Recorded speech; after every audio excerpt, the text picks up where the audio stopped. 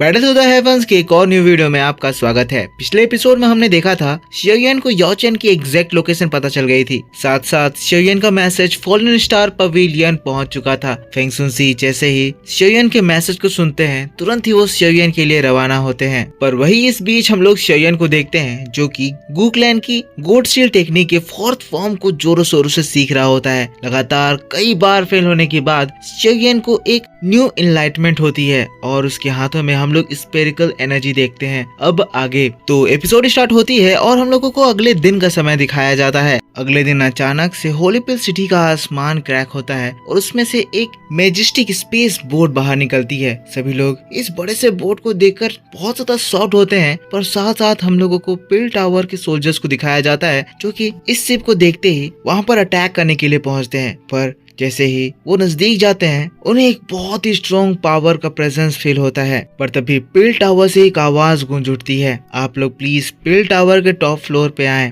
फिर दोस्तों हम लोगों को फेंग सुनजी को दिखाया जाता है जो कि पिल सिटी की ओर निहारते हुए कहते हैं, शियोयन को मेरे एनर्जी की प्रेजेंस फील हो गई है और वो जल्द ही मेरे से मिलने के लिए आ रहा होगा। जिसके बाद फेंग सुनजी और उनके साथ जो पर्सन है जिनका नाम टियान जियान है टेलीपोर्ट करते हैं। और ये नजारा देखकर पिल टावर के फर्स्ट एल्डर क्विलिंग एक गहरी सांस लेकर कहते हैं, मुझे अभी भी विश्वास नहीं हो रहा है कि फॉलन स्टार पवेलियन के honourable chief the vulnerable self Feng सुनजी खुद पिल टावर में आए हैं। लगता है जरूर कुछ बहुत ही बड़ा होने वाला है। फिर सीन यहाँ से शिफ्ट हो जाता है और हम लोगों को पिल टावर के मेन हॉल को दिखाया जाता है जहाँ फेंग सुनजी और टियान जियान पिल टावर के तीनों हेड से मिलने के लिए जा रहे थे। पिल टावर के तीनों हेड्स इन लोगों को वेलकम करने के लिए आए थे। स्वान कुंगजी फेंग सुनजी का एक वार्म वेलकम करते हैं। कहते हैं, फेंग सुनजी काफी साल हो गए तुम मेरे पास नहीं आए, पर देखो ना तुम्हें देखकर ऐसा लग रहा है जैसे तुम बिल्कुल भी नहीं बदले, पहले की तरह ही यंग, फिट और हैंडसम। फेंग सुनजी भी तब स्वान कुंगजी से कहते हैं, स्वान कुंगजी मैं भी देख रहा हूँ कि तुम पिल टावर के अब हेड बन चुके हो। क्या कहूँ, अब पिल टावर के हेड के साथ मैं ऐसे फ्रीली कैसे बात करूंगा। स्वान कुंगजी हंसते हैं, जिसके बाद कहते हैं, फेंग सुनजी आपके साथ आए इन वल्नरेबल सेल्फ को मैं पहचान नहीं पा रहा हूँ, क्या आप अपने दोस्त के साथ मेरा परिचय नहीं कराएंगे। टियान जियान तब कहते हैं, मेरा नाम टियान जियान है पर लोग मुझे मेटल स्वार्ड कहकर पुकारते हैं। स्वान कुंगजी जब ये नाम सुनते हैं वो थोड़े से शॉक्ड होते हैं। कहते हैं, मेटल स्वार्ड, क्या आप वही मेटल स्वार्ड हैं जो 5 साल पहले सेंट्रल प्लेन में अपना ब्लड रिवेंज लेने के लिए फेमस हुए थे। मैं आप जैसे वॉरियर को बहुत ज्यादा एडमायर करता हूँ। कहते हुए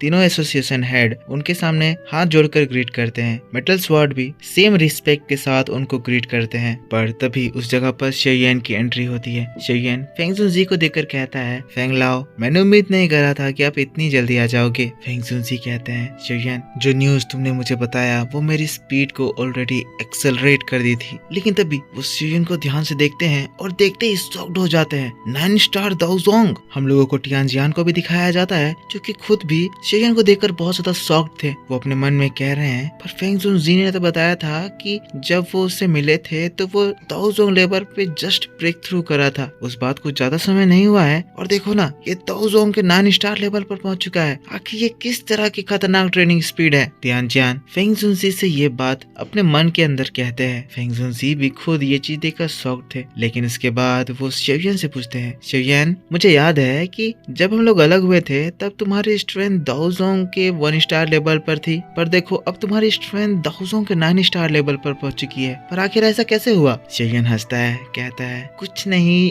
शायद मेरी किस्मत थोड़ी सी मेरी साथ दे दी। ये एक लकी ब्रेक थ्रू था जो कि कुछ समय पहले ही हुआ है। फेंग सुनजी शियोयन की बात को सुनकर हंसते हैं। कहते हैं, लिटिल गाय अगर कोई तुम्हारी बात को सुनेगा मुझे नहीं लगता कि वो लोग तुम्हारी बात को सच में पचा पाएंगे। तुम्हें पता है ना कि तुम किस लेवल में किस स्पीड के साथ ट्रेनिंग कर रहे हो। तुम्हारी ट्रेनिंग की स्पीड की बात अगर कोई सुन ले तो कोई पर्सन उसी जगह शॉक्ड हो जाए। उनका सोचो जो सालों सालों तक दाओजोंग लेवल के 1 स्टार पे फंसे रह जाते हैं और तुम्हें देखो साल भर नहीं बीते हैं और 1 स्टार से दाओजोंग के 9 स्टार पर पहुंच चुकी हो। फेंग सुनजी की बात को सुनकर शियोयन थोड़ा सा एम्बैरेस हो जाता है। कहता है, कुछ नहीं, बस लक लकी हूँ। शेयन के एम्बेरसमेंट को देखकर तियान होजुनजी लिटिल फेरी डॉक्टर भी हंसने लगते हैं। शेयन के पास कोई जवाब नहीं है कि वो इतना जल्दी कैसे इतना प्रमोट हो गया है। एक बार के लिए तो सभी लोग हंसने लग जाते हैं। जिसके बाद फेंग जुनजी शेयन के दोस्तों को देखते हैं और फिर कहते हैं तो ये तीनों तुम्हारे दोस्त हैं, ये तीनों ही हमारे मास्टर यालो को बचाने में मदद करने वाले हैं। इसका नाम जियान है और ये लिटिल फेरी डॉक्टर जो कि एक दाओजोन लेवल पर है, और मेरे राइट में तियान होजुनजी जो कि दाओजोन के 3 स्टार लेवल पर हैं। ये सभी एक दूसरे को बहुत ही रिस्पेक्टफुली ग्रीट करते हैं। पर दोस्तों तियान जियान जो कि ये सारी चीजें देख रहे हैं वो बड़े शॉक्ड हैं। कह रहे हैं ये लड़का वाकई में बहुत ही ज्यादा अनएक्सपेक्टेड और कमाल का है। ये लड़का 1 साल में 9 स्टार दाओजोन में ब्रेक थ्रू तो करा ही करा, साथ में इसके साथ 2 एलीट दाओजोन लेवल के पर्सन है। ये लड़का जिस स्पीड से ग्रो कर रहा है,